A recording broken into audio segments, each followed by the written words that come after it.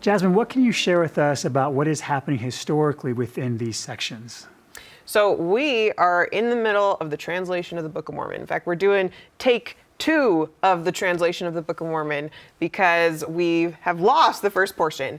Earlier, before Oliver Cowdery comes on the scene, Joseph Smith is working with Martin Harris to translate the Book of Mormon, act as scribe, provide some financial support.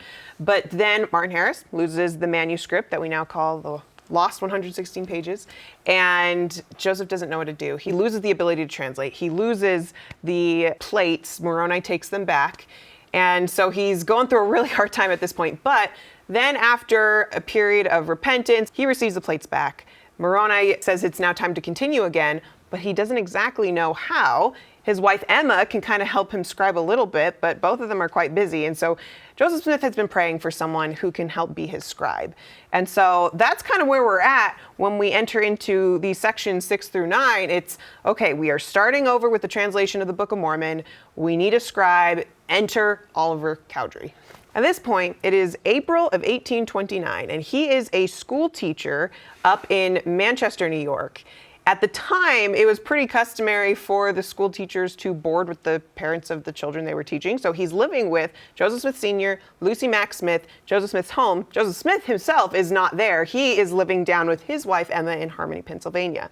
But Oliver is living with the Smiths. And Oliver is hearing all of these rumors about this Joseph Smith and his gold Bible, and he's super curious, but Joseph Smith Sr. and his wife are understandably a little cautious about wanting to share too much since they've received backlash. They've received some persecution for these kind of miraculous, sensational claims. So it takes a while, but after they build rapport and trust with Oliver Cowdery, they finally opened up to him and tell him the story of Joseph Smith and what he's here to do. And Oliver Cowdery pretty immediately latches on and says, this is incredible. He's fascinated. He even gets the idea that he wants to help in some way. He wants to go help this young prophet. And at the time, Oliver Cowdery himself is 22 years old. Joseph Smith's 23. They're both young kids in all, aspects of it.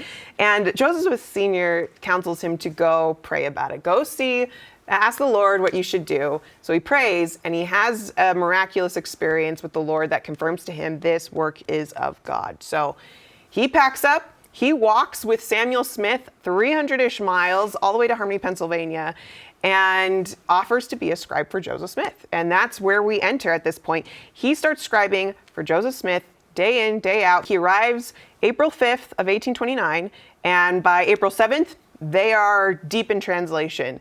Joseph Smith is translating, Oliver Cowdery is scribing, and after a while, Oliver Cowdery is learning and trying to grapple with, how do I receive revelation? How do I learn how to, there's kind of two things. It's how do I receive revelation in general, and also how do I translate the Book of Mormon? And are those the same two skills? Right. Are they different skills? And the Lord is kind of teaching him through this tutoring process about how revelation is all one and the same, but it's a learned skill. It doesn't necessarily just come on the fly. You have to practice. You have to work at it. You've got to seek after the Lord and study it out. And so that's what a lot of these sections are diving into, is that nature of revelation and how we can connect with God and his inspiration.